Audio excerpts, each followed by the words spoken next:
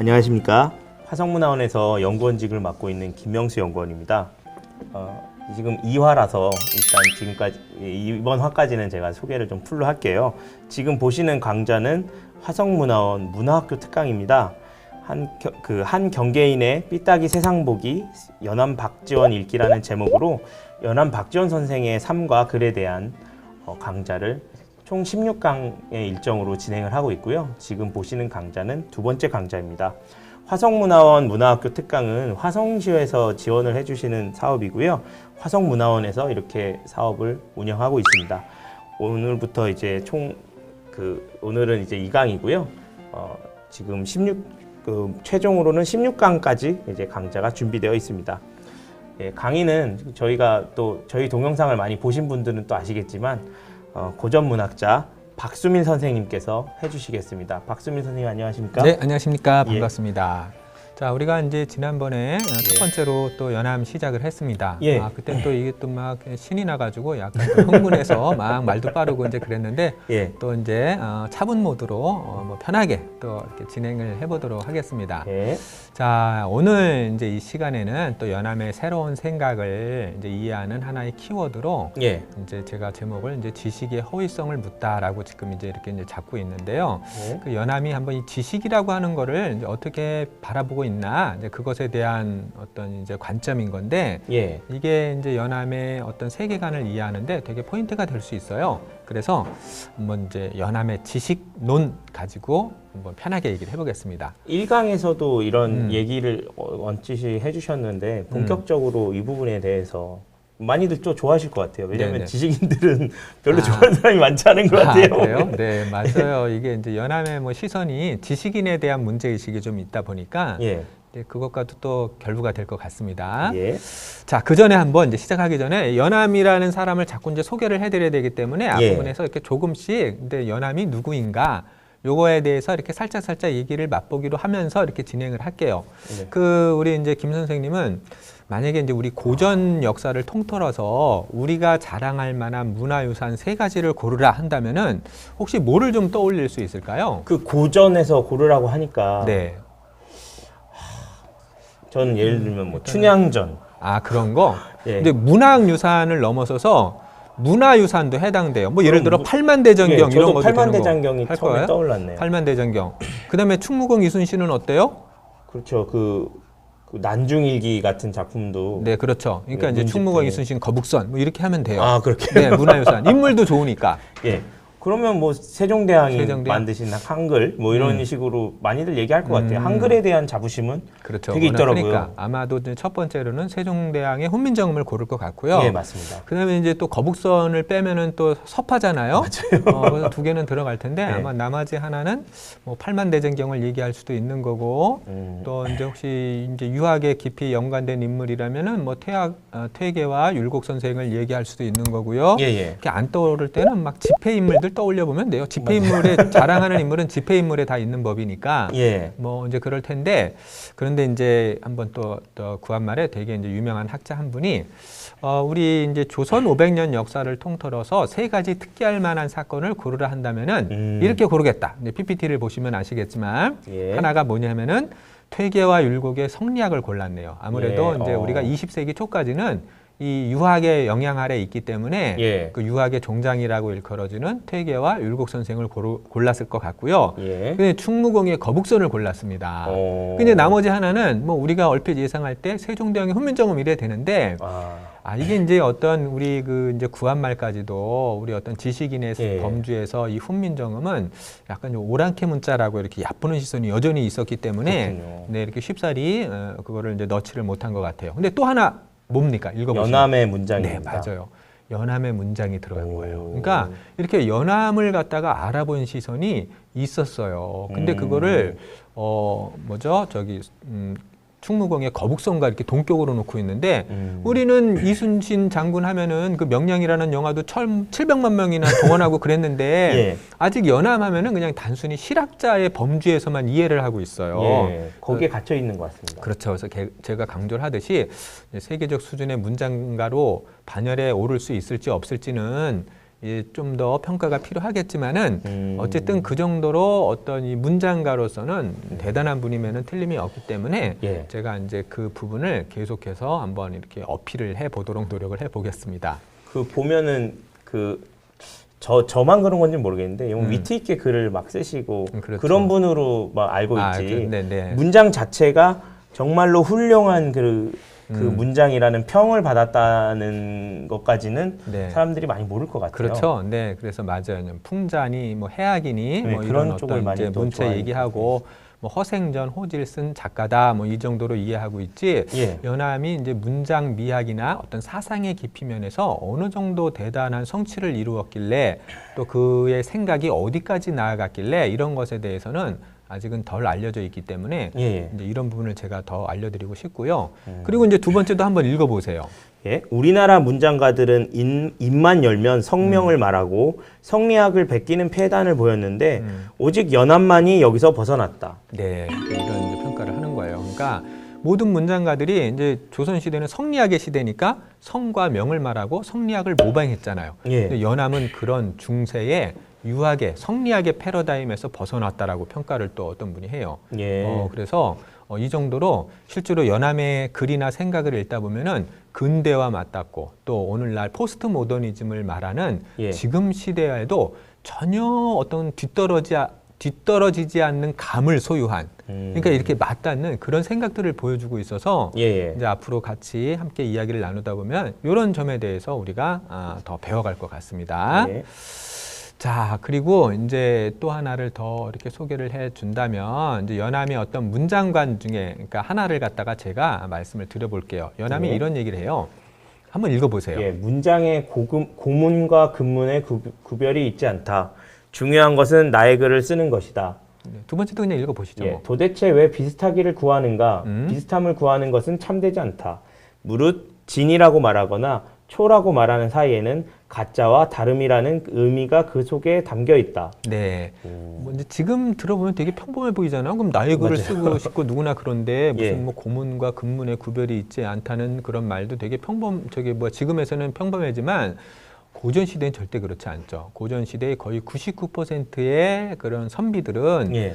늘 고문을 추구했죠. 지금 생각하는 고전 정신. 그래서 옛날에 그 전하고 우아한 경전의 문체를 보방하고 거기에 담긴 성현의 말씀을 쫓는 게 99%의 선비들이 지향한 건데 예. 그러면서 이제 근문은 폐간문학이다, 소품문이다 하면서 막 배척하고 왕따시키려고 하고 그러다 보니까 이제 정조의 문체 반정도 예. 어떤 사대부들의 생각을 바탕으로 이어진 거였거든요. 예. 근데 연암은 그런 거 구별하는 게 좋은 거 없다. 아니야. 예. 내 글을 쓰면 돼. 나의 글을 쓰면 그게 고문이야. 그러니까 이게 이제 저는 늘 재밌는 게 사실은 우리가 이제 고문과 이제 소품문을 이제 구별을 해요. 이렇게 학자들이 할 때. 그래서 이제 예. 이런 것들이 소품문이다. 그래서 연암도 이제 소품체다라고 얘기를 하는데 예. 이옥도 소품체다라고 얘기를 하고요. 근데 이옥이나 연암 자신은 나는 소품체를 쓰는 게 아니야. 내가 쓰는 게 진정한 고문의 정신이야. 이렇게 항변을 하는 거예요. 예, 그때 네. 이옥 때도 그렇게 그러니까 만약에 말씀하셨죠. 그렇죠. 그러니까 연암의 어떤 생각을 우리가 받아들이면 연암이나 이옥의 글이 소품체다라고 말하기보다는 오히려 이 사람들이 추구했던 게 진정한 고전의 정신이야라고 사실은 해야 되는 거예요. 예. 네, 이제 그렇게 이해를 하시면 되겠고요. 그렇군요. 그다음에 이제 왜 비슷함을 구하기를 추구하느냐 이렇게 자꾸 얘기를 하고 있는데 연암이 예. 뭐 혹시 근데 누구 닮았다는 소리 들어본 적 있으세요? 저는 예전에 고등학교 때 네. 그 두발 단속에 걸려서 화가 나서 머리를 밀었더니 머리를 확 예, 밀었구나. 그때 당시 또 신창원이 이제 탈주를 하고 있는 그 상황이었거든요. 시절이었어요. 네. 그래서 그래서 이제 연식이 나오는 것 같아요. 네. 근데 어쨌든 신창원이라고 애들이 네. 막 놀리고 그래서 그래요? 그랬던 네. 적은 좀 있는데 어허. 누굴 닮았다는 얘기는 많이 못 들어봤어요. 네, 그러니까 신창원을 닮았다고 하는 지금 뭐 머리 모양 때문에 그런 거예요? 예, 그렇죠. 그때 아하, 무섭다 뭐 네. 이런 식으로. 하필은 또 흉악 그때는 이제 되게 근데 뭐 신청원에 대한 평가가 좀 이렇게 좀 여러 가지로 그때 있었던 걸로 기억이 그렇죠. 되는데 그때 당시에 뭐 유전 무죄 무전 유죄 이제 이것 때문에 이제 예, 또 약간 더, 그런 느낌으로 화제가 얘기하기도 되기도 했죠. 했었는데 그랬었군요. 저는요 저 오성식 닮았다는 소리 맞네요. 비슷한. 오성식 누군지 아세요? 예, 영어. 역시 이거 여기- 세대 때문에 근데 사실은 저희가 네, 유튜브 네. 유튜브 시청자층을 보니까 네. 40대 이상입니다. 모두가 다행입니다. 모르시는 분이 아무도 안 계실 네. 것 같은데. 그 오성식 닮았다는 소리를 이제 저도 좀 들은 적이 맞아요. 있는데 비슷하시네요. 진짜로. 뭐 진짜 제가 만약에 야 너 뭐 예를 들어 뭐 연예인 뭐 예컨대 뭐 정우성 닮았어, 조인성 닮았어. 그럼 얼마나 좋겠어요. 아 그것도 그런데 우리나라에서 특히 뭐 이렇게 뭐 얘기할 거리가 마땅히 없으면 누구 닮았다는 얘기를 그래서 많이 칭찬으로 하죠. 얘기하려고 많이 하더라고요. 네, 그렇죠. 그러나 이제 연함은 그렇게 얘기를 하질 않아요. 야, 그거 좀 비슷한 거 좀 추구하지 마. 그거는 참된 게 아니야. 너 닮았어. 진짜 같아.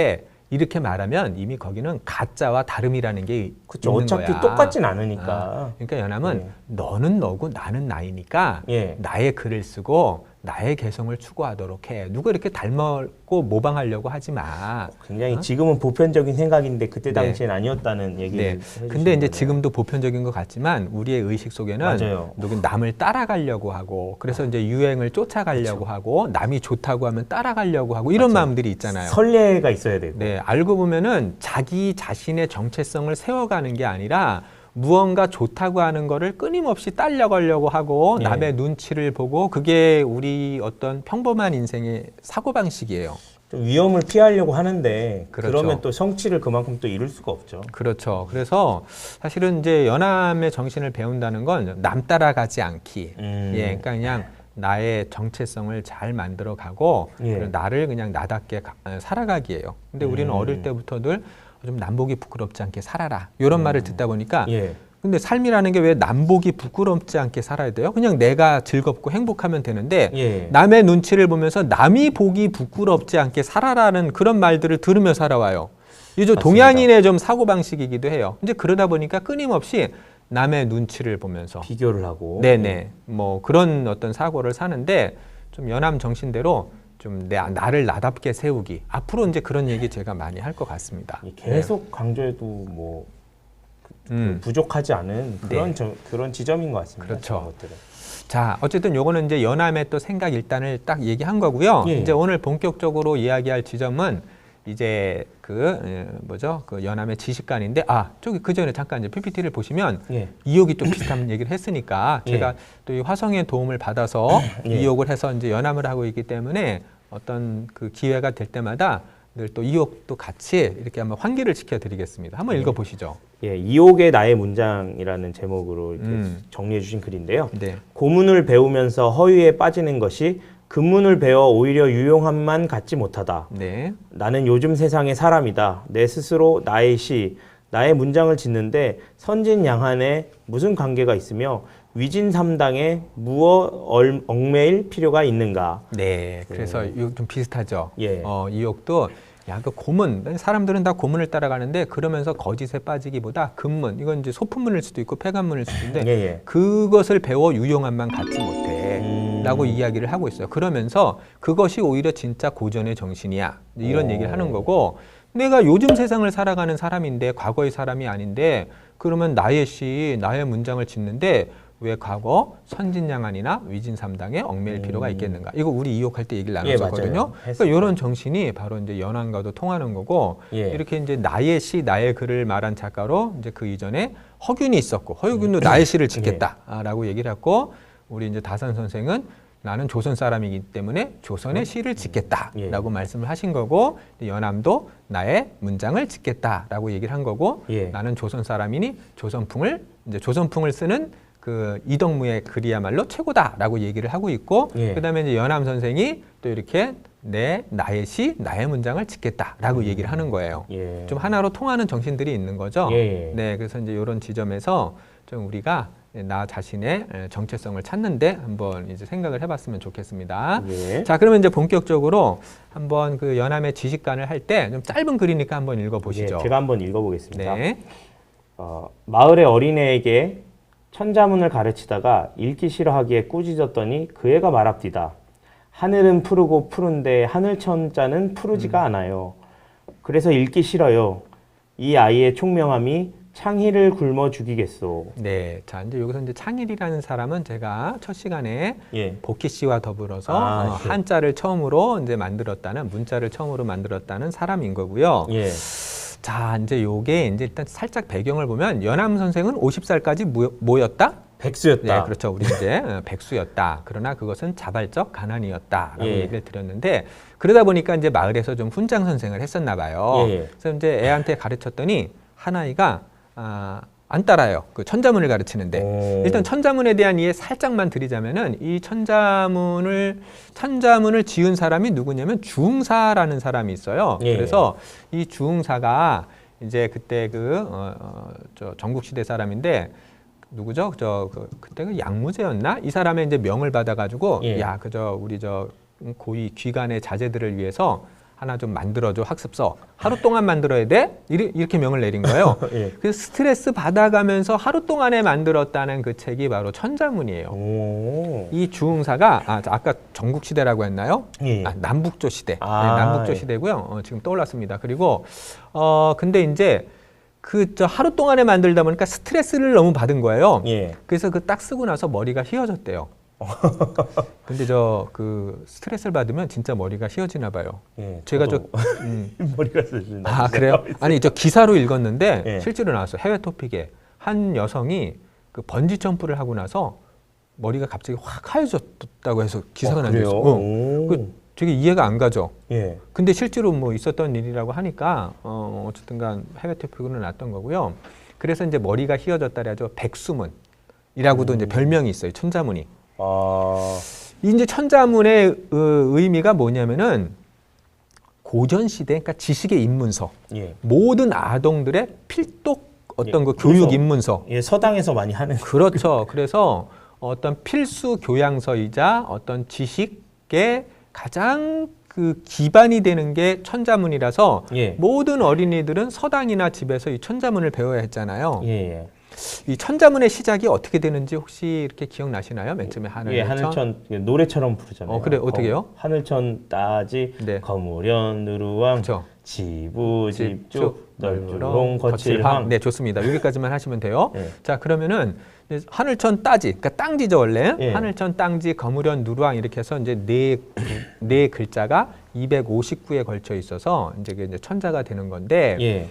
이게 다 이제 옆에 이제 해석이 있는 거예요. 하늘천 땅지 거무련 누루왕. 그러면 무슨 뜻이냐면 하늘은 검고 땅은 누르다. 뭐 지부 집주 널브렁 거칠랑 하면 이제 우주는 넓고 거칠다 이렇게 되는 건데. 예. 근데 이제 이거를 이렇게 옛날 이제 아이들한테 이렇게 이제 따라하게 하잖아요. 소리내서. 예, 맞아요. 옛날에는 이제 이렇게 공부가 이렇게 낭송이라 해야죠. 이렇게 늘 소리내서 이렇게 따라하는 거거든요. 예. 근데 한 아이가 따라하질 않더래요. 저기 하늘천 땅지 거무련 누루황. 그래서 하늘은 검수봐 검고 하늘천 땅지 거무련 누루황. 그다음에 뭐죠? 땅은 노랗다. 누르다. 네, 네, 이렇게 되는 거잖아요. 갑자기 막 헷갈리는 이유가 뭐죠? 그랬는데 한 똘망한 아이가 따라하질 않더래요. 예. 얘끼 이 녀석 왜 안 따라 했더니 지금 뭐라고 얘기를 한다는 거예요. 하늘은 푸른데 천자는 푸르지가 않다. 그러니까 왜냐면 지금 하늘천 땅지 거무련 누루황이 하늘은 검고 땅은 누르다잖아요. 예. 하늘은 무슨 색이죠? 지금 이제 낮에는 파란색, 밤에는 검은색. 여러 가지 색깔이 또 있을 수도 있고. 네, 그렇죠. 근데 우리는 기본적으로는 하늘은 무슨 색이라고? 파란색이라고 파란색이라고 생각하죠. 얘기를 하잖아요. 그래서 제가 이제 하나 이렇게 좀 그림을 한번 보여줄게요, 먼저. 이게 하늘색이잖아요. 여러분. 그렇죠. 사람들이 생각한 하늘은 하늘색. 이렇죠. 근데 왜 검다고 가르쳐요? 저는 이제 밤에 까맣기 때문에 그렇다고도 생각을 해봤고. 밤에. 그리고 보면 성현들이 보면은 어떻게 보면 저희는 이해하지 못하는 엄청난 통찰을 가지고 우주가 빛이 없으면 암흑이기 때문에 네. 우주가 검어서 그런가? 이런 생각도 좀 해봤습니다. 그러니까 우주의 검은, 야, 이거 주흥사라는 사람이 정말 이제 대단하네요. 근데 지금, 뭐 생각지 못한 부분을 이렇게 말씀을 해주신 건데, 예. 저는 이제, 하늘은 파란데 왜 진짜 검다고 가르쳐? 그러면 뭐 밤인가? 이랬을 때는, 예. 뭐 그래도 이제 하늘은 기본적으로 우리가 파랗다고 하니까, 예, 대부분 그렇게 얘기하죠. 그러면은 이제 파랗다고 가르쳐야지 그래도 밤의 색깔로 얘기하진 않잖아요. 예, 대부분 그러나 이제 우주의 검음에 대해서 얘기를 하면은, 이 사람이 그런 하늘의 본질을 깨달은 건가? 이런 어떤 생각을 가질 수가 있기 때문에 예. 그거는 뭐 충분히 어떤 합리적인 그런 어떤 또 저의 또 어떤 파란색에 대한 반박이 될 수 있는 거예요. 근데 저는 뒤에 지부집주가 나오니까 네. 저는 그냥 그렇게 생각한 적도 있거든요. 아, 그렇구나. 근데 이제 기본적으로 예. 중사 때가 이제 그 위진 남북조 시대 때인데 그러니까요. 그때 우주에 대해서 뭘 알아요? 그리고 그때는 모르겠는데. 천원 지방이에요. 예. 그래서 하늘은 둥글고 땅은 네모나다 시절에 예. 무슨 우주를 이해할 그런 상황이 아닙니다. 근데 왜 그랬을까요? 그러니까 이제 그것에 대해서 그러니까 의문을 품는 거예요. 어쨌든 진짜 왜 그랬을까요라는 의문을 품어볼 수 있잖아요. 그렇죠. 그런데 아무도 그것에 대해서 의문을 제기하지 않고 늘 그냥 하늘은 검고 땅은 누르다. 그냥 이렇게 맞아요. 달달달 이렇게 외웠던 거예요. 또 피곤하잖아요. 그런 거 물어보면은 막 네. 팀장님한테 뭐 이렇게 곤방대로 딱밤도 맞고 그럴 수도 있을 것 같아요. 네, 그냥 그렇죠. 몰라 임마 막 이렇게 어. 그러지 않았을까? 그러나 이게 질문을 할 수 있는 사람이 되어야 되는데 예, 이제 맞습니다. 그런 질문을 하지 않고 이제 그런 우주의 검음 같은 거는 사실은 우리가 이제 그 검을 현자가 따로 있어요. 또 검을 흑자 대신에 예, 그 예. 현이 이렇게 현묘하다 해가지고 우주의 깊음이나 물의 어떤 어두운 깊음을 얘기할 땐 현자를 쓰긴 해요. 예, 예. 그럴 때는 뭐 우리가 하늘은 검다, 그러니까 현묘하다라는 표현을 쓸 수 있지만 저는 주응사가 그런 우주까지 생각했을 그런 상황이 절대 안 되기 때문에 하루 만에 만든 거니까. 네, 우리가 충분히 왜 하늘은 푸른데 검다고 가르쳐요라고 질문을 할 수 있는 태도가 예, 예. 보다 이제 우리 시대에는 바람직한 건데 예. 옛날에는 그냥 뭔가 어른이 한 말씀 이렇게 있으면은 맞아요. 그냥 무조건 그걸 따라했던 이제 저도 그런 어떤 그렇게 시절의 지금도- 질문입니다. 지금도 저도 그냥 그렇게 많이 합니다. 아, 사실. 그렇군요. 네, 여기서 그렇죠. 선생님한테 막 아, 하는데 그렇죠. 일상생활에서는 네. 어렵죠. 그렇죠. 그런데 이제 이렇게 연암이 여기서 이제 어떤 지식의 문제를 제기하는 거예요. 이거는 뭔가 천자문이 담고 있는 그 어떤 지식의 필수라고 얘기했잖아. 입문서. 예, 예. 그러나 혹시 뭐 저 교과서에 대해서 의문 품어본 적이 있으세요? 얼핏 논문보다 지금. 일단 문제를 맞추고 뭐 시험을 봐야 되니까 네. 딸딸딸 외우는 게 그렇죠. 예, 그렇죠. 그러니까 의문 품어본 적이 별로 없잖아요. 더군다나 국어책, 초등학교 책에 대해서 누가 감히 의문을 품을 수 있겠어요? 옆 친구한테 밀려나요. 의문을 품고 그러고 있으면 그렇죠. 네. 얘는 벌써 중학교 3학년 거 막 하려고 그래요? 하고 가는데 그러니까 이게 지금 우리가 이제 교육 태도에 있어서도 우리가 좀 맞습니다. 생각을 던져주는데 무조건 이렇게 달달달 암기할 게 아니라 왜를 묻는 태도가 되게 중요한 건데 연암은 지금 어떤 지식의 어떤 일단 내용에 뭔가 문제가 있다. 남들이 너무 당연하다. 이게 대단한 거예요. 저 이제 PPT를 보시면 다산 정여경 선생도 이제 천자문에 대해서 의문을 제기해요. 아 그렇군요. 천자문에 대해 의문을 제기한 사람이 소수 있기는 해요. 예. 어떤 의문이냐면은 다산 선생은 이게 이제 그러니까 어린이 학습용이잖아요. 천자문이. 예, 예. 그러니까 애들 이제 배우는 학습용인데 다산 선생은 뭐라고 얘기를 했냐면은 야 우리가 지금 주응사의 천자문을 가르치는데 이거 어린이 천자문으로 적합하지가 않아. 왜냐면 저기 보니까 천자문은 천지란 두 글자를 배워놓고 그럼 천지는 하늘 천 땅이잖아요. 예. 그 하늘과 땅은 뭐에 대한 거냐? 자연물이잖아요. 예. 그러면 이제 그때 배울 때 해와 달 또는 저기 뭐 성신, 별, 산천, 산과 내, 예. 그다음에 구름 이렇게 언덕 이런 거 이렇게 자연 사물을 같이 가르치면 얼마나 좋아요. 짝이 되는 거. 예. 근데 그 꼴랑 그냥 하늘천 땅지 가르쳐 놓고 그다음에 뭐라 그랬죠? 거무련 누루왕. 이거는 뭐에 대한 거죠? 색이잖아요. 색. 예. 예. 그러면 이제 거무련 누루왕을 가르쳤다면 거기에 뭐 붉을적이나 흰백이나 예. 이렇게 색깔에 관련된 거 같이 배우면 좋잖아요. 효율이 또 네. 없네요. 그냥 그런데 효율만 봐도. 갑자기 또 느닷없이 우주를 배우래요. 지부집주. 그러면 뒤에 도대체 이게 뭔 방법이란 말이냐? 이렇게 의문을 제기하는 거예요. 요새는 이렇게 그런 게 막 이렇게 이해가 안 되면 막 음모론을 만들고 막 무슨 뭐 그런 것들이 많은데 상식적으로 생각하면 진짜 아까 다산 선생이 말씀하신 것처럼 네. 효율적으로 비슷한 군에 있는 단어들을 같이 배우는 것이 그렇죠. 짝을 대해서. 좋겠죠. 예를 들어 이제 아버지 부를 배우면 어머니 모자를 같이 배우면 좋고 이런 게 얼마나 예. 좋잖아요. 근데 천자문은 그런 책이 하나도 없잖아요. 아 맞습니다. 더군다나 오늘날 이제 급수 한자를 보면은 왜냐면 이제 제가 또 이제 급수 한자도 많이 써봤잖아요. 예예. 이럴 때 뭐 이렇게 막 책 홍보해도 되나요? 예예. 이거 유튜브라서 되는 거죠? 예, 괜찮아요. 제가 그래서 저 기적의 한자 학습, 기적의 한자. 네, 또 뭐 명문장 따라쓰기 이런 것도 있어요. 예. 저희가 또 학습에 그 교육 청소년 교육에 관심이 많아서 예. 그 기적의 한자 학습에서 했지만 이제 우리가 이제 급수 한자를 배울 때 우리가 예. 이제 8급, 7급 이런 게 있잖아요. 그럼 예. 그런 것들이 사실은 이제 그게 난이도로다가 이렇게 한 거는 아니에요. 급수가 빈도수에 의해서 한 건데 예. 어쨌든간 이제 그 급수 한자를 보면은 기본적으로는 어느 정도의 난이도가 있는데 예. 근데 이제 이 천자문을 보면은 하늘천 땅지는 어느 정도 쉽지만 예. 거물현 이 글자는 급수 한자로면 4급 이하거든요. 음. 누르황, 예. 그다음에 지부 집주. 그러니까 애들한테 가르칠 땐 쉬운 것부터 가르쳐야 되잖아요. 그렇죠. 그런데 그런 것도 전혀 그냥 고려하지 않고 가르치는 거예요. 그러니까 지금 다산 선생이 그거를 묻는 거예요. 이렇게 그렇군요. 이제 어떤 천자문에 대해서 의문을 품은 또 두 분이 누구라고요? 다산과 연암. 예, 역시. 그래서 우리가 이제 이거 고전을 배울 때 어떤 예. 문학 사상에 있어서 다산과 연암을 자꾸 거론하는 이유가 이 두 분은 뭔가 세상을 조금 다른 시선으로 보면서 예. 좀 그런 세상을 조금 더 참다운 쪽에서 이렇게 만들기 위해서 좀 이렇게 생각을 달리하고 노력하고 이런 분들이기 때문에 그런 것 같아요. 예. 그런데 다산 선생만 해더라도 어떤 그 지식의 구성에 대해서 의문을 품는 거예요. 구성. 그래서 본인이 직접 악편이라고 해가지고 어린이들을 위한 한자 입문서를 만들어요. 예. 그래서 2천자 합쳐가지고 그래서 이렇게 한 거고. 근데 연암 선생은 지식의 내용을 문제 삼잖아요.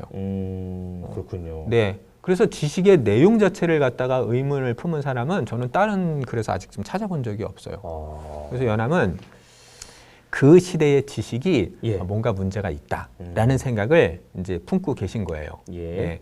자, 그러면은 어디까지 나아갔는가? 그거 조금 더 한번 해볼게요. 자, 옷감녀는 짧으니까 한번 읽어보세요. 예. 아, 이게 제목이 되게 굉장히 자극적이긴 합니다. 그렇죠. 재앙의 뿌리 지식인이라는 네, 제목이네요. 아 그렇구나. 제가 제목을 재앙의 뿌리라고 했구나. 네, 한번 예, 읽어보세요. 그를 아는 사람을 모두 배에 실어서 함께 섬을 빠져나왔다. 이 섬의 화근을 없애려 하네.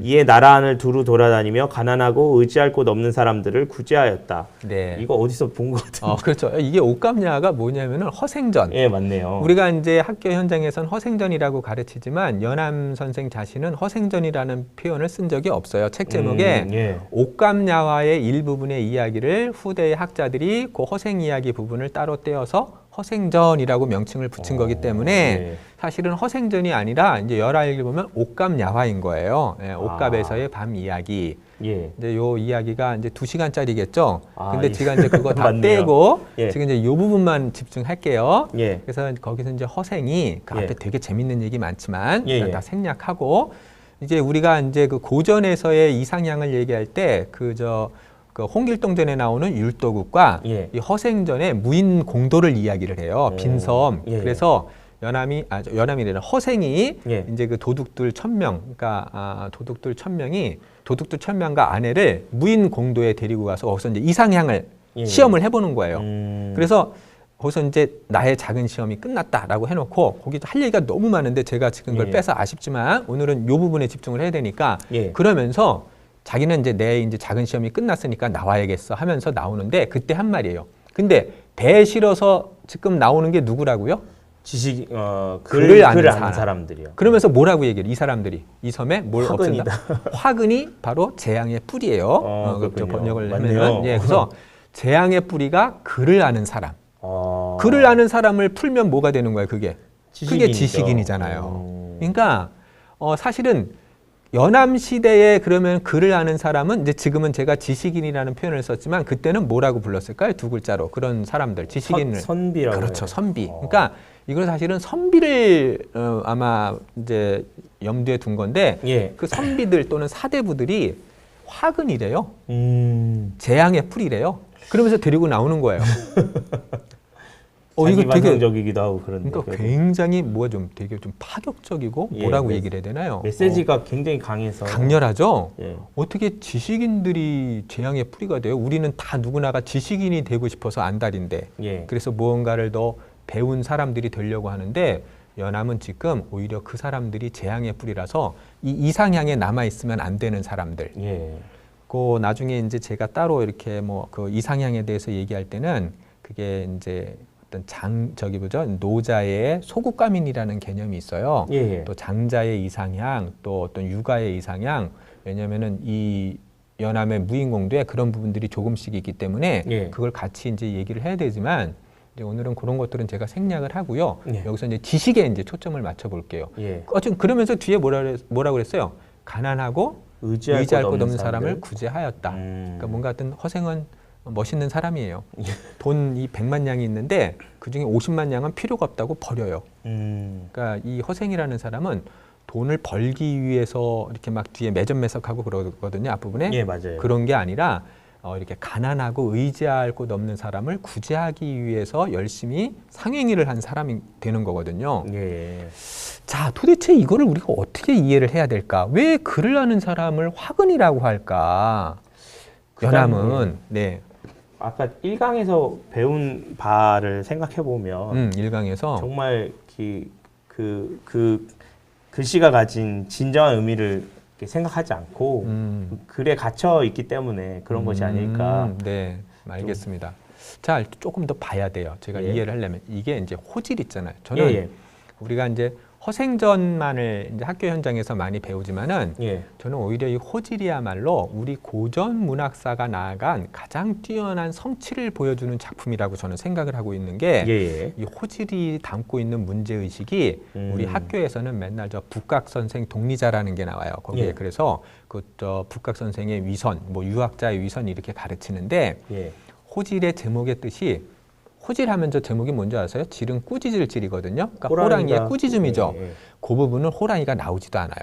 그러니까 호질을 제대로 배우려면 호랑이가 꾸짖는 부분에 주목을 해야 되는데 거기는 이제 인간 사회의 잔인성과 위선과 폭력성에 대한 굉장히 깊은 성찰을 담고 있는데 저는 고전 지성사에서 한 장에서 보자면은 그런 어떤 인간 문명 사회의 위선과 부조리와 모순을 이렇게 통렬하고 진지하게 어떤 비판하고 풍자하고 그것을 성찰한 그런 글을 제대로 본 적이 없어요.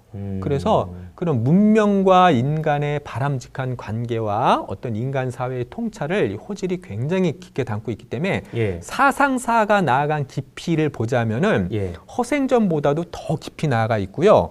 그리고 이제 그 형식미학도 제가 이제 제 글에서는 많이 쓰는데 그 연안박지원의 글 짓는 법이라고 또 이제 책을 썼어요. 거기에서 되게 이제 깊이 썼는데 형식미학도 대단해요. 그게 이제 호질인데 그 가운데 특히 요 부분이 있거든요. 한번 요 부분 한번 읽어봐 주세요. 제가 한번 읽어보겠습니다. 그럼에도 오히려 그 포악함을 드러내기에 부족하다 싶어 곧 부드러운 털을 입으로 빤 다음 악교를 섞어 끝을 뾰족하게 만들었다. 모습은 대추씨 같고 길이는 한치가 안 되는데 오징어 먹물에 적셨다가 이리저리 찌른다. 굽은 것은 세모창 같고 날카로운 것은 작은 칼 같고 예리한 것은 긴 칼 같고 갈라진 것은 가지창 같고 고진 것은 화살 같고 힘껏 당겨진 것은 활시 같다. 이 무기가 한번 움직이면 온갖 귀신이 밤중에 울부짖는다. 그 잔혹하게 서로를 잡아먹는 것으로 누가 너희보다 더 심하겠느냐. 이게 호랑이가 한 말인가 보네. 네, 이게 이제 호랑이가 북각 선생을 꾸짖는 말 가운데 나온 건데 여기서 이 무기는 뭐일 것 같아요? 이 무기가라고 했는데 이 무기는 앞에 보니까 뭐 부드러운 털을 입으로 빤 다음 뭐 뾰족하게 만들어 이게 뭐일 것 같아요? 이게 붓인 것 같네요. 그렇죠, 붓이죠. 그러니까 지금 말하면 펜이잖아요, 펜. 그렇죠. 펜이 지금 이 무기라고 보고 있는데 지금 어떻게 보면은 잔혹하게 서로를 잡아먹는다고 하고 있죠. 그러니까 펜이 지금 읽어보면은 막 창이나 칼이 돼가지고 막 찌르고 죽인다는 거예요. 그러니까 이제 글이 생명을 살리는 글을 쓰지 않고 오히려 그것이 서로를 못 잡아먹어 안달나게 죽이고 해치고 상처내고 핥히고 이런 데 쓰고 있다는 문제의식을 하고 있어요. 이런 류의 글도 이제 어떤 그런 유학의 세계에서는 없죠. 그러니까 장자에서는 있는데 유학에서 어떤 그런 오히려 글이라고 하는 건 신성한 것이고 그것을 통해 어떤 도덕 윤리를 드러내야 되는데 연암은 오히려 그런 펜이 사람들을 핥히고 서로를 갖다가 분열시키고 죽이는 데 쓰고 있다라는 문제의식을 지금 보여주고 있는 거예요. 그러니까 이게 사실은 굉장히 큰 거예요. 그리고 요것과 연결을 해야 돼요. 요게 이제 장자와 연결이 되는 건데 한번 장자 요걸 읽어보세요. 그리고 제가 얘기를 드릴게요. 위에 있는 자가 진실로 지식을 좋아하고 도를 무시하면 세상은 크게 혼란해질 것이다. 어째서 그런 줄을 아는가?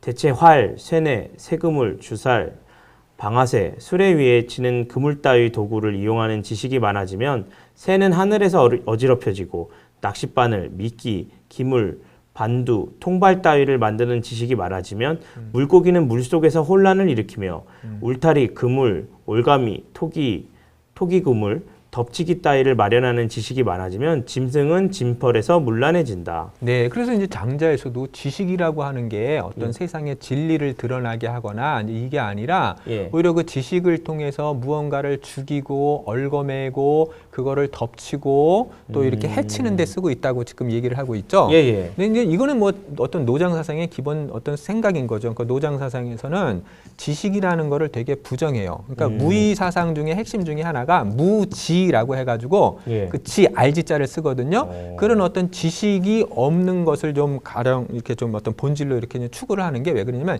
지식이라는 게 인간을 더 화해하게 하고 인간의 생명을 살려주는 게 아니라 더 구속하고 억제는 방향으로 간다라고 생각을 하고 있는데 예. 지금 연암도 지금 되게 비슷한 생각을 가지고 있죠. 그렇네요. 네, 그러니까 아까 앞에 그 이제 옥감야화에서 보였던 그 예. 재앙의 뿌리가 글을 아는 자 이제 이것과 연결이 되는 게 예. 오히려 펜이 이렇게 사람을 죽이는 데 활용되고 있다라고 이제 문제의식을 갖고 있는 거예요. 예. 그러니까 이런 것들을 보면은 사실은 이제 어떤 지식인의 역할이 어떠해야 되는 거예요. 뭐 지식인의 역할은 예. 그러니까 배운 것을 통해서 그것이 좀 더 인간을 행복하게 만들고 예. 또 어떤 인간 사회를 좀 더 평화롭게 만들고 그렇죠? 또 인간의 또 어떤 생명을 살리고 이게 우리 어떤 펜이 또는 글이 가져야 되는 우리 어떤 인간들의 사명이라고 해야 되나? 이런 예. 거잖아요. 예. 근데 이제 연암은 그 거꾸로 인식을 하고 있는 게 그런데 사람들이 그렇지 않다는 거예요. 지식인들이.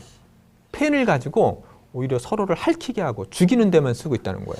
제가 얼마 전에 제가 이런 얘기를 하면 어떻게 생각하실지 모르겠지만 네. 어떤 종류의 지식들은 그 돈을 벌 수는 있지만 네. 세상에는 하나도 도움이 안 된다는 생각을 한 적이 있거든요. 예를 들면 그것이 그 뭐 예를 들면 그 부동산이나 뭐 이런 것들의 뭐 시세를 알아내고 이런 것들이 생활에 어느 정도나 기여가 되는지 네네. 그런 것들을 잘 모르겠더라고요. 뭐 사람을 위해서 집을 짓는 지식은 중요하지만 그 집의 가치를 올리기 위해서 뭐 이렇게 어떤 것들을 뭐 해서 그것들을 비싸게 파는 것이 너무 과도하게 또 지식으로 이제 그렇죠. 뭐 만들어지고 있지 않나 이런 생각도 해봤거든요. 네. 지금 말씀하신 부분은 그러니까 우리 인간의 욕망에 대한 성찰과도 관련돼요. 우리 오늘날 우리 인간들이 끊임없이 그런 어떤 물질의 욕망을 갖다가 이렇게 탐하다 보니까 진짜 그 우리가 배우는 지식이라는 게 자꾸 이렇게 끝없는 욕망으로 치닫는 것에 대한 지식이 너무 많은 거예요. 그죠? 그래서 이제 본질을 자꾸 이제 인간의 본질을 자꾸 이제 잃어버리게 하는 거죠.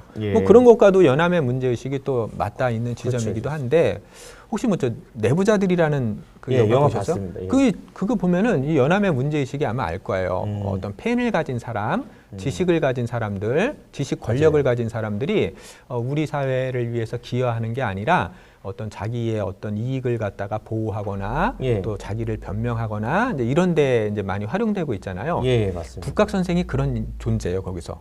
북각 선생은 굉장히 글을 많이 쓴 그런 사람인데 그 북각 선생이 이렇게 얘기하는 게 전부 경전의 구조를 이용하는데 그게 보면 다 자기를 변호하고 그다음에 자기를 합리화하는 데만 쓰이고 있어요. 그렇군요. 근데 근데 사실은 이게 이제 우리가 연암의 시대를 얘기하고 있지만 이런 모습은 오늘날 우리 시대랑 좀 이렇게 맞닿아 있는 점들도 많이 보이죠. 맞습니다. 그러니까 우리 시대도 지식이라고 하는 게 또 펜이라고 하는 게 생명을 살리거나 좀 더 인간 사회를 평화롭게 하거나 이제 이런 데 기여하지 못하고 또 끊임없이 욕망을 갖다 추구하게 하는데 활용되거나 서로를 해치거나 상처내는 데 활용하거나 그 연암의 이 글과 진짜 별반 이렇게 다르지 않는 것 같아요. 그래서 또 생각이 또 많아지는데 얼마 전에 수산시장에 지금은 이제 거기서 먹을 수가 없으니까 회를 드시고 싶다고 하셔가지고 집안 어른께서 회를 좀 포장하러 갔었는데 거기에 수많은 시장에 수많은 물고기들이 비슷한 그 뭐랄까 비슷한 형태로 이렇게 이렇게 뭐가 팔리고 있거든요. 네, 그렇죠. 근데 아까 지금 장자의 지식 인식이라는 그 글귀를 읽으면서 너무 많이 잡아서 더 잡지 못하는 경우들이 막 생기고 그런 문제들을 인간이 겪었잖아요. 네. 그런 것들에 대해서 꼭 장자의 인식과 그게 같지 않을지라도 그 문제를 지적하는 그런 문제인식이나 이런 것들은 좀 공유할 필요가 있겠다. 물론 모두가 도가의 도를 따라야 된다 이렇게 얘기할 수는 없지만 그것들이 왜 그렇게 얘기하는지에 대해서는 공부를 많이 해봐야 되겠다는 생각이 좀 갑자기 드네요. 네, 맞습니다. 저기 말씀하시니까 낚싯바늘 통발 따위를 만드는 지식이 많아지면 물고기는 물속에서 혼란을 일으키면 이제 이렇게 얘기를 했잖아요. 자, 우리가 그런 지식을 통해서 오히려 물고기, 물속이들을 갖다 오히려 죽이는 데만 많이 활용되고 이제 그런 거죠. 예, 그래서 그렇죠. 이제 김 선생님은 진정한 어떤 생태 정신을 가지고 있는 그런 분이라는 생각이 제가 이제 간혹 드는데 정말 보면은 우리 인간의 지식이라는 게 생명을 살리는 게 아니라 생명을 죽이는 데만 많이 이렇게 활용이 되고 있고 이제 이런 어떤 좀 문제 의식이 지금 시대는 되게 중요해요. 왜냐하면은 우리 인류를 위협하는 거는 저는 이렇게 환경이라고 봐요. 환경. 그래서 이 환경 문제가 인류를 멸망으로 우리가 알게 모르게 지금 조금씩 접근하고 있기 때문에 예. 이 우리 인간을 둘러싼 그런 지구 환경에 대한 성찰이 굉장히 필요한 시점입니다. 예. 그런 면에서 이 연암의 문제의식을 우리가 깊이 성찰을 해야 돼요. 그 연암의 문제의식은 그 시대의 문제가 아니라 지금을 살아가는 우리 시대의 문제의식이 되어야 하고 그래서 연암이 이루고자 하는 그 정신을 우리가 잘 이렇게 이제 배운다면은 좀 더 우리가 살아가는 세상을 조금 더 아름다운 쪽으로 이렇게 한 발짝 옮겨가게 하는데도 예. 뭔가 이렇게 도움이 되지 않나. 네, 그런 생각이 들고 있습니다. 예. 자, 그러면은 요건 이제 좀 이제 문제 의식을 조금 제가 이제 좀 더 나아가 본 거예요. 그래서 이제 연암에 한번 문제 의식을 조금 한번 좀 한번 더 이제 가 보겠습니다. 예. 이것도 좀 제가 한번 읽어 그럴까봐요? 네. 예, 지식과 권력. 예. 진리 자체의 내용보다 누가 왜 진리를 묻느냐, 즉 진리를 둘러싼 맥락이 더 중요하다면 진리 추구를 명분으로 내세우는 지식의 허구성이 드러난다. 순수 예술이 알고 보면 상업성을 포장하고 있듯이 순수한 지식이란 없다. 지식과 권력은 일환성 쌍둥이처럼 형태는 달라도 속성은 같다. 네, 이제 제가 조금 더 이제 좀 더 진지하게 나아가긴 하는 건데, 예. 그러니까 이런 것들이 이제 연암의 문제 의식과 저는 통하는 것 같아요. 여기 보면 이제 지식의 허구성에 대한 얘기인데, 예. 그러니까 우리가 어떤 지식 자체의 내용이 중요한 게 아니라요. 예. 그 지식을 누가 왜 묻고 있는가를 이렇게 잘 판별을 할 수 있어야 돼요. 예. 그렇지 않으면 어차피 지식이라는 건 많이 배운 사람들이 이제 연암은 위선인자다라는 얘기를 많이 하는데 예. 그거를 가지고 자꾸 어떤 자기 집단의 이익을 쓰는 데만 활용하거나 예. 자기를 변호하는 데 활용되기 때문에 그 맥락과 그 어떤 주의를 둘러싼 관계를 이해를 해야 돼요. 제가 조금 더 쉽게 이해를 시켜 드릴게요. 예. 제가 이제 자주 드는 표현인데 예를 들어 이런 말은 이 말은 누가 했을까요? 예. 문제가 예. 나는 오늘 나의 행동이 전지전능한 창조주의 행위와 일치한다고 믿는다. 라고 말한 사람이 있어요. 자, 이거는 그래요? 누구일까요? 자, 한번 제가 보기를 들어볼게요. 객관식. 이거 딱 들으면 네. 바로 티가 나는데. 그래요? 그래요? 자, 예. 1번 교황, 예. 교황님. 2번 목사님. 3번 신부님. 예. 4번 히틀러. 히틀러겠네요. 하여튼 참 객관식에는 대단히 객관식에. 대단히 이렇게 특화된 이제 그런 걸 가지고 이것도 있어요. 이게 지식의 한계인 것 같습니다. 근데 진짜 그 히틀러의 말이에요. 그런 거. 히틀러도 그렇군요. 네, 그래서 그 자기의 행위를 갖다가 그런 식으로 이제 합리화를 해요. 그래서 유대인들은 예. 그래서 이제 없애버려도 된다는 그 합리화를 하는 거예요. 그거를 그 그러니까 생각을 합리화가 아니라 자기가 그런 생각을 갖고 있었던 거죠. 학살을 하기 전에 뭐 그런 사고가 있었기 때문에 그게 가능한 거예요. 오히려 그런 것들에 대해서 막 난 막 살 거야 뭐 이런 사람보다는 네, 진짜 이걸 진짜 이게 진짜 좋은 일이야 이렇게 하는 사람들 중에 네. 문제가 있을 확률이 더 높다는 그런 얘기도 되겠네요. 네. 그 연암의 정신을 배운다면 말 자체가 중요한 게 아니라 예. 삶이 중요한 것 같아요. 그러니까 그가 어떤 삶을 살아가고 있는가를 봐야 예. 그 지식의 모순과 허위성을 우리가 이렇게 좀 제대로 알 수 있는 거예요. 그래서 예. 삶과 지식이 이렇게 일치되는 삶을 사는 게 쉬울까요? 어려울까요? 어렵겠죠. 너무 어렵죠. 예, 저도 그거를 늘 이렇게 생각을 합니다. 그러니까 아는 게 많으면은 우리 예전에 나눈 적이 있어요. 좀 피곤해진다. 예, 불편해지고. 그렇죠. 불편해지고. 근데 그 불편해진다는 말씀을 하신 게 그게 저는 되게 대단하다는 생각을 갖는 게 대개의 사람들은 불편해하질 않아요. 아까처럼 합리화하거나 변명하면서 그냥 어떤 무의식의 자동화된 욕망을 따라 살아가요. 예. 근데 그렇게 불편함을 느끼셨다면 그거는 제대로 살고 싶기 때문에 그 지식을 제대로 실천하고 싶은 마음이 있기 때문에 불편해지는 거예요. 감사합니다. 네.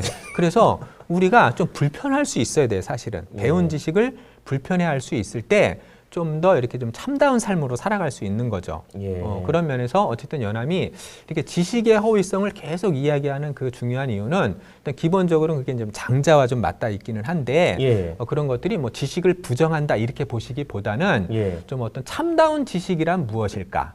또 우리 시대 지식인들의 제대로 된 역할은 무엇일까? 이 문제의식을 끊임없이 이렇게 좀 환기하고 싶었기 때문에 계속해서 찌르고 그러는 거예요. 그러니까 예.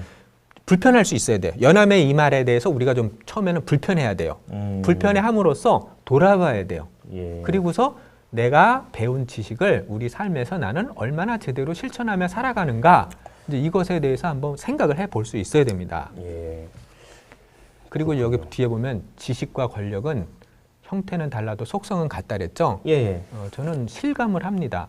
이건 이제 푸코의 말이에요. 푸코는 지식이 권력이래요. 예. 그래서 근데 이제 이게 조금 더 깊게 나아가면 권력의 이제 속성이 물론 뭐 선한 권력도 있고 뭐 또 안 좋은 권력도 있겠죠. 당연히 불편한 예, 권력도. 그렇죠. 예. 하지만은 이게 좀 이제 정치적으로 나가서 조금 이제 좀 뭔가 좀 조심스럽기는 하지만은 이렇게 오랫동안 왜 이익을 이렇게 지켜온 그런 이제 집단을 우리가 이제 어떤 그런 정치 용어로서 뭐라고 쓰죠? 그러니까 오랫동안 그 예. 가지고 있는 거예요. 그 이익을. 기득권. 그렇죠. 그게 이제 기득권이라는 용어를 예, 쓰잖아요. 그렇죠. 맞죠. 그러니까 이미 가지고 있는 거. 예. 이 기득권의 기본 개념은 뭐 대통령 5년하고 이런 거를 기득권이라고 하는 게 아니라 예. 최소한 그 집단에서 오랫동안 그거를 갖다가 이렇게 내재화시켜야 되기 때문에 한 30년은 가야 돼요. 예. 그러면 이제 기득권이 되는 거예요. 그 예. 권력을 가지고 있으면은. 예. 근데 모든 역사에서 공통적인 거는 기득권이 올바른 적은 단 한 번도 없어요.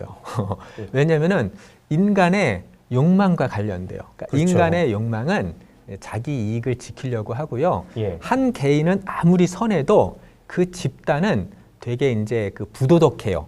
이게 이제 그래서 도덕적인 인간, 비도덕적인 사회라는 것도 있는데, 예. 근데 이제 사실은 기득권은 그거보다 더 깊어져 있기 때문에, 이제 이미 고인물이 됐기 때문에 이게 흘러갈 수가 없기 때문에 좀 기본적으로는 이제 그런 속성이 있기 때문에 예. 늘 이 기득권에 대해서 우리가 성찰을 해야 되는 거고, 예. 기득권이 되지 않으려면 이렇게 그래서 변화를 빨리 줘야 돼요. 그래서 왜 저는 그런 게 바람직하다고 보는 게 학교 선생님들은 몇 년마다 이렇게 옮기게 해요. 예. 한 곳에 이제 만약에 그걸 2, 30년 있게 되면은 아무래도 이제 좀 타성화되고 관성화되는 그렇죠. 그런 어떤 좀 위험성이 있다 보니까 그래서 그래서 저기 이제 지식과 권력이 이제 그 속성이 같다고 한 것은 예. 그 지식이 권력이잖아요. 그거는 예. 이해를 하시죠? 예. 그래서 이제 그게 오랫동안 그 지식 권력이 되면은 그게 이제 좀 이렇게 좀 부패한 속성을 띠게 돼요. 그러니까 그게 이렇게 좀 변화될 수 있도록 그 장치가 이제 필요한 거예요. 우리의 어떤 사회에서는. 예. 그게 그 장치가 없어지면은 그러면은 반드시 그것은 부패하게 되고 그러면은 그것이 인간 사회를 이렇게 지배를 조화롭게 만드는 게 아니라 네, 그렇죠. 그 지배 권력을 통해서 오히려 약자를 억누르고 예. 자신들의 이익을 지키는 데만 활용되는 그런 특성이 있는 거죠. 그렇죠. 네. 그래서 연암이 이런 문제의식을 지식에 대한 문제의식이 바로 이제 그 지점이 있기 때문에 제가 조심스럽지만은 좀 어떤 기득권의 속성에 대해서도 이제 말씀을 좀 이제 드려준 거예요. 질문할 수 없으면은 네. 그것이 완벽할 수 없는데 더 그렇죠. 완벽에 가깝게 가지 못하는 게 당연한 것 같습니다. 네. 그래서 우리가 지식에 대한 이해를 하기 위해서는 예. 이제 또 요 이야기를 잘 이해를 해야 돼요. 그러니까 표층의 의미를 결정하는 건 텍스트지만 심층의 의미를 결정하는 것은 맥락이다라는 말이 되게 예. 중요한 게 이게 이제 겉으로 드러난 지식을 봐서는 안 되고요. 예. 그러니까 이제 어떤 단어가 가지고 있는 지식이 있잖아요. 예. 단어 자체를 봐서는 안 되고요. 단어 자체가 가지고 있는 그런 맥락을 이렇게 잘 살펴봐야 돼요. 예. 제가 지금 말이 좀 추상적인데 조금 구체적으로 쉽게 이해를 해드릴게요. 왜냐하면 이게 여러분들 저희 혹시 근데 국어나 문학 시험 어떻게 좀 잘 보시는 편이었나요? 예, 그 어떠신가요? 국어 문학은 잘 봤죠. 잘 봐서 그럼 이제 이게 저희 그 컨텍스트를 잘 이해했다는 뜻인데 예. 이게 이제 왜냐하면은 솔직히 이제 수학은 계산을 못하면 틀리잖아요. 그렇죠. 영어는 단어를 모르면 틀리잖아요. 예. 근데 국어는 우리말이잖아요. 예. 다 읽고 이해했는데 왜 틀릴까요? 아, 그런 생각 안 해보세요? 아니 이거 다 우리말로 돼 있고 다 이해했는데 오히려 국어를 더 많이 틀리는 경우가 많아요. 그러니까 다 못 맞추고. 국어 문제는 그 의도를 이렇게 맞추는 거라서 네. 그거를 이렇게 읽고 나서 네. 뭔가 그 판단하는 사고나 그 공감 능력이 좀 부족하면 다르게 생각할 수 있으니까 그런 네. 게 아닐까요? 그러니까 네, 맞아요. 그래서 사실은 이제 그 내가 가지고 있는 상식과 지식에 근거해서 이제 지문을 이해하기 때문인 거야. 쉽게 얘기하면은. 예. 그래서 국어나 문학을 잘하기 위해서는 나의 지식과 상식을 내려놓고 그 텍스트 그 자체에 지금 얽매이면 안 된다는 거야. 나의 지식. 예. 그 텍스트를 둘러싼 맥락에서 그 단어의 의미를 결정지어야 돼요. 우리가 좋은 문학이라고 하는 거는 진부한 언어, 상투적인 언어를 써서는 안 돼요. 그래서 예. 우리가 흔히 그거를 이제 낯설게 하기라고 하는데 예. 오히려 그런 상투적인 언어 습관에서 벗어나서 그 작가에 의해서 새로운 의미로 막 바뀌어야 그게 이제 좋은 문학이 되고 좋은 생각이 되는 거거든요. 예. 근데 우리는 익숙한 그 자동화된 그 지식으로 그 지문을 이해를 해요. 그러다 보니까 이제 틀리는 거예요. 그러니까 요거 사실 설명이 길어질 수 있으면 조금만 더 짧게 할게요. 예. 그러니까 예를 들어서 예. 바다 하면은 사람마다 자기 바다에 대해서 생각이 가지고 있는 다르겠죠. 예. 네, 각각의 생각이 있어요. 예. 근데 예를 들어 누군가는 바다, 물 하면은 뭐 물에 빠진 경험이 있는 사람은 그거 막 바다를 무서움의 존재로 생각해요. 그렇죠. 예. 그러면은 이제 바다라는 그 이미지나 상징은 시인에 의해서 그 시 속에서 늘 새로운 의미로 드러나요. 예, 그러니까 그렇죠. 예컨대 이제 김기림의 바다와 나비를 볼 것 같으면 아무도 누군가에게 이제 그 바다를 청무밭으로 가르쳐 준 적이 없기에 이 나비가 바다를 청무밭으로 알고 거기 앉아요. 예. 그럼 어떻게 되겠어요? 그러면 이제 물에 쓸려가는 거죠. 물에 빠져 죽을 수가 있죠. 예. 그래서 물에 날개가 져서 간신히 돌아와요. 예. 그러면은 그 바다라고 하는 거는 나비에게는 거기서는 어떤 죽음의 공간, 예, 그렇죠. 두려움의 공간, 공포의 공간이 되는 거예요. 미혹하게 하는 공간. 그렇죠. 근데 이제 유치환의 깃발이라는 시를 보면은 이것은 소리 없는 아우성 그러면서 시작하면서 저 푸른 해원을 향하여 흔드는 영원한 노스텔지아의 손수건 그래요. 근데 거기는 그러니까 이제 해원이 바다니까 노스텔지아 향수 그리움의 대상이에요. 예. 그러니까 바다라는 그런 이미지나 상징이 시에서 앞뒤의 문맥에 의해서 그 이미지가 다 달라지는 거예요. 예. 근데 그 바다라는 이미지를 내가 가지고 있는 상식에 의해서 접근을 해야 하기 때문에 틀리는 거고 맞아요. 거기에 나오는 어떤 이미지나 상징을 그 앞뒤의 문맥에 의해서 결정져야 돼요.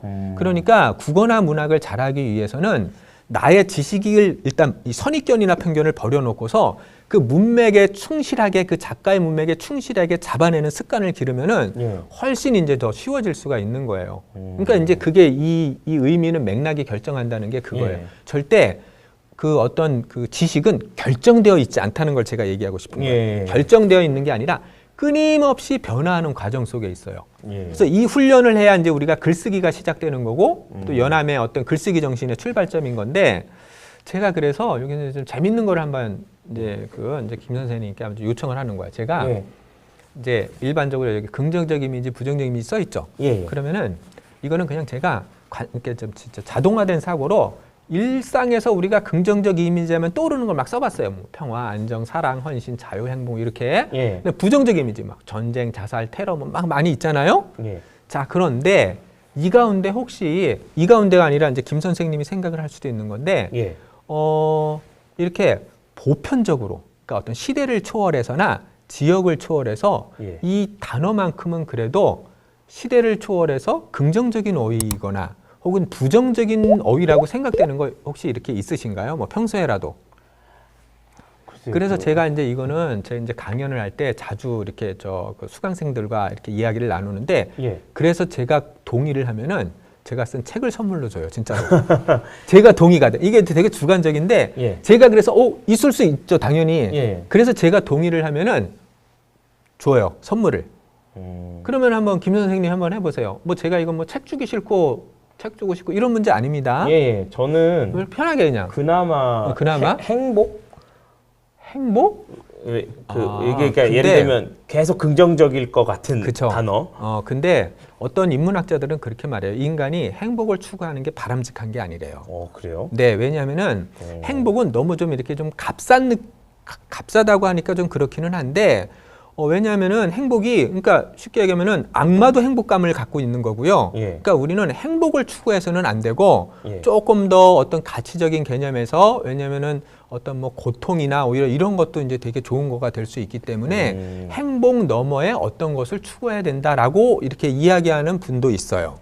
그게 참 어렵네요. 그게 나의 행복은 너의 뭐가 되죠? 불행이 되겠죠. 그렇죠. 이게 상대적이에요. 근데 너의 불행 때문에 내가 행복하지 않으려고 할 것까지 없다. 뭐 이런 식으로 그게 얘기도 좋은 많이 생각이고 하잖아요. 너의 불행을 통해 내가 행복을 느끼잖아요. 그런 그 것도 행복은 있죠. 어떤 행복이죠? 나쁜 행복이에요. 그렇죠. 그러니까 부정적일 때가 있죠. 네. 야, 이거 어떻게 이거 재밌는데요? 네, 그래서 제가 동의하는 게 있어요, 진짜. 네. 해보세요, 아무거나.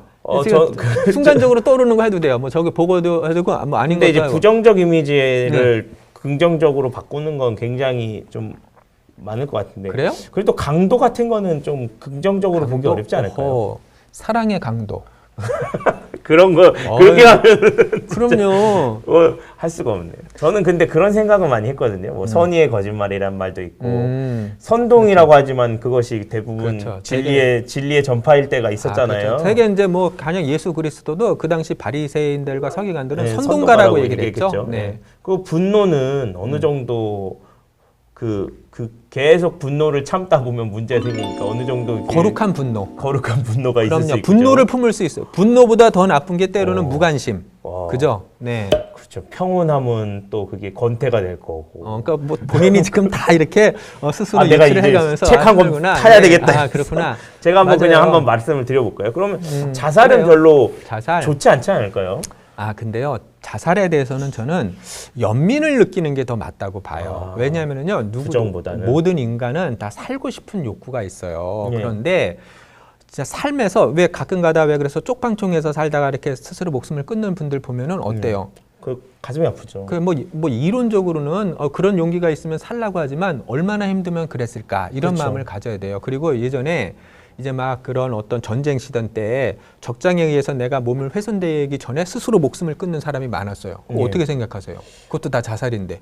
그것도 참 그 치욕을 당하기 전에 죽겠다. 그렇죠. 더 치욕이 고통이니까 뭐 이런 그렇죠. 식으로 생각했겠죠. 네. 그 누군가는 또 남을 살리기 위해서 내 스스로 목숨을 끊는 경우도 있어요. 예. 그러니까 자살을 원리적으로 좋지 않다라고 말하기보다는 왜 그럴 수밖에 없었는가에 대한 저는 이해의 시선이 먼저 중요하다고 봐요. 그러니까 그렇군요. 물론 일반의 상황에서는 자살할 용기가 있으면 살자 이런 얘기를 하지만 그건 일반적인 거지만 예. 사실은 자살을 한다는 건 되게 극단적일 수 있는 거죠. 예, 맞습니다. 그런 삶의 모습을 살펴보면은 오히려 더 얼마나 뭐 많은 안타까운 일이 게 많고 있었을까. 그렇기 때문에 그게 무조건 안 좋다라고 오히려 이야기하기에 앞서서 그 마음을 이해하는 태도가 너는 더 필요한 것 같아요. 그렇군요. 네. 예, 계속 하면은 시간이 너무 그쵸, 없을 것 같긴 넘어가죠. 한데. 네. 그러니까 이거는 진짜 이거는 끝이 없어요. 이거 같이 가지고 해보시면 재밌을 것 같아요. 2시간을 해도 되게 재밌는 게 제가 이거를 하는 이유가 우리가 자꾸 고정관념, 글자가 가지고 있는 그런 선입견이나 편견에서 벗어날 수 있을 때 예. 거기서 이제 글쓰기가 시작돼요, 비로소. 좋은 글, 나쁜 글이 따로 있는 게 아니에요. 그냥 문맥 속에서만 결정돼요. 근데 이제 고전 시대는 그러니까 뭐 우아한 글, 고상한 글만 쓰려고 할 때 연암은 글자를 따로 가려서는 안 된다. 속된 글자 비속어라도 거기에 적실하기만 하다면 써야 된다. 이런 주장을 하신 분이 연암 선생이거든요. 그렇군요. 이 훈련을 잘하면은 이제 국어 시험, 문학 시험 좀 잘할 수 있어요. 그래서 이게 되게 재밌는 건데 예. 지금 이 시간에 이걸 갖고 제가 너무 할 수 없으니까 이 정도로 하고요. 재미있었습니다. 네, 그래서 이런 훈련들을 여러분들도 해보시면 이게 이제 연암의 문학을 이해하는 되게 필수 기반이 되기 때문에 그래요. 이거 페이지 띄워놓고 한번 두 분 네. 이렇게 보시는 분 두세 분씩 같이 이런 그렇죠. 얘기를 해보셔도 재밌을 것 같아요. 그래서 유튜브에 참 제가 이제 홍보하세요. 예, 그래서 홍보가 아니라 예. 유튜브에 이거만큼은 시대를 초월해서 긍정적인 이미지거나 부정적인 이미지다를 딱 써주셔서 제가 동의를 하면은 선물 드릴 수 있지 않을까요? 그래요? 유튜브 그럴 때 활용하는 거 아닌가요? 예, 맞아요. 한번 여러분들 한번 댓글로 달아주십시오. 해줘 보세요. 근데 이거 예전에 이제 했었기 때문에 예. 어떤 분들은 제가 이제 말한 게 있거든요. 아는 예. 분들은 그걸 쓸 수도 있으니까 그거는 빼겠습니다. 네. 그렇군요. 그래서 여러분들 한번 이렇게 해서 요거 이제 지식에 대한 이해를 하는데도 저는 되게 이제 도움이 될 거라고 보고요. 예. 우리 지금 시간이 많이 지났으니까 예. 그러면은 한번 좀 정리를 한번 해보도록 하겠습니다. 예. 자, 한번 정리글을 한번 읽어보시죠. 예, 정리를 제가 정리하신 내용을 한번 읽어보겠습니다. 네. 연암은 문자 지식의 허위성을 진지하게 고민하고 새로운 문자 체계를 꿈꾼 작가입니다. 연암의 글은 축자적으로 보아서는 안 되며 우원과 풍자 정신을 읽어내야 합니다. 허생의 섬에는 연암이 꿈꾼 새로운 세상이 담겨 있습니다. 네, 그래서요, 이제 저기 새로운 문자 체계를 꿈꾸는 거는 허생의 이제 섬에 나오는 얘기라서 이제 네. 길게 얘기할 수는 없지만은 어쩌면은 연암은 그 노장 사상이 품고 있는 그 지식이 가지고 있는 문제성을 굉장히 깊이 공감을 했어요. 그렇다고 해서 노장 사상으로 완전히 경도된 거는 저는 아닌 것 같아요. 예, 예. 근데 그 문제 의식에는 공감을 했다고 봐요. 그러면서 연암만의 새로운 이상 세계를 좀 꿈꾸었다라고 생각을 하고요. 예, 예. 그래서 우리가 연암의 문학을 읽을 때는 축자라고 하는 건 글자 그대로 표면에 드러난 거를 그대로 이해해서는 안 돼요. 예. 연암의 문학은 늘 숨겨져 있어요, 은밀하게. 그래서 그 우원을 찾아낼 수 있어야 되는 거예요. 때로는 아주 강력하게 뭐 호질이나 양반전이나 허생절처럼 막 드러나 있지만은 예, 예. 많은 경우에는 그 시대가 가지고 있는 자기의 어떤 발언이 갖는 위험성을 알고 있기 때문에 예. 은밀한 우원을 통해서 이렇게 전달하는 게 많기 때문에 우리가 예. 연암의 문학을 공부하면서는 그 우원 찾기의 어떤 그런 이제 어떤 즐거움도 이렇게 맛보면서 예. 내 스스로가 왜 연암은 이런 말을 했을까? 이렇게 이제 생각해가면서 연암의 마음으로 들어가서 공부를 해보면 이렇게 좋을 것 같습니다. 예. 저는 몇 가지를 느낀 게 있는데, 네. 일단 그 맥락에 따라서 이것들을 이해해야 되고 글자 그대로 보면 안 된다는 이 메시지가 꼭 이렇게 문학에만 필요한 게 아니라 전 모든 그 인간사를 이해할 때 굉장히 중요한 것 같아요. 왜 맞아요. 그런 사람을 그냥 물론 뭐 잘못한 사람을 모두 다 용서해라 이런 게 아니라 어떤 상황과 어떤 그런 현실 속에서 그런 식의 생각을 하고 그런 식의 행동을 했는지에 대해서 한번 고민해 보는 것이 좀 더 다른 사람을 이해하고 세상을 살아가는데 좀 더 도움이 될 거라고 보고 그리고 제가 한국 교과서에 한국 국어 교과서에서 사람들이 정말 좋아하는 작품들을 제가 몇 가지를 생각해 보면 왜 이 탕을 못 먹니 설렁탕 운수 좋은 날, 네네. 운수 좋은 날이랑 방망이 깎는 노인, 네. 그리고 허생전의 그 일부 내용들을 패러디를 학생들이 굉장히 많이 해요. 그렇구나. 네네. 그래서 인터넷 세상에서 보면 이제 자기의 상황을 이 형식을 빌어서 이제 그 상황과 맞춰서 이렇게 하는데 그만큼 그런 좀 이렇게 문학을 깊이 있게 많이들 이해하고 많은 사람에게 영향을 준 문학이 중에 하나가 또 이 연암의 글이 아닌가. 그래서 그 연암의 글이 의미와 맥락 이런 것들을 좀 보고 우원과 풍자가 적당히 들어있는 그런 것들이기 때문에 요즘 학생들도 그런 것들을 많이 활용하는 게 아닌가. 맞아요. 그런 생각이 좀 듭니다. 인터넷에서 그런 걸 많이 봤거든요. 네, 맞아요. 좀 좋은 말씀 이렇게 해주신 것 같습니다. 예. 시간 지금 되게 많이 지났죠, 우리. 네. 일단은 그래서 오늘은 또 이렇게 좀 정리를 좀 해봐야 될 것 같은데, 예. 오늘은 이제 연암의 지식관을 하다 보니까 조금 더 이제 무거운 주제까지 제가 끌고 갔지만은, 예. 이제 연암이 궁극적으로 도달한 지점이 강력한 풍자 정신이 있고, 예. 또 되게 유쾌하고 발랄한 지점도 있다 보니까 예. 또 연암을 제대로 이해하기 위해서는 우리 시대의 그런 문제 의식까지도 이렇게 좀 살펴볼 수 있을 때 이제 앞으로의 그런 또 우리 서로 나누는 이야기가 또 좋은 배움이 될 것 같습니다. 예, 이면을 보게 되는 거네요. 네네. 네, 이 정도로 그러면 2강은 이 정도로 정리를 하고요. 네. 3강에 다시 뵙겠습니다. 감사합니다. 네, 감사합니다.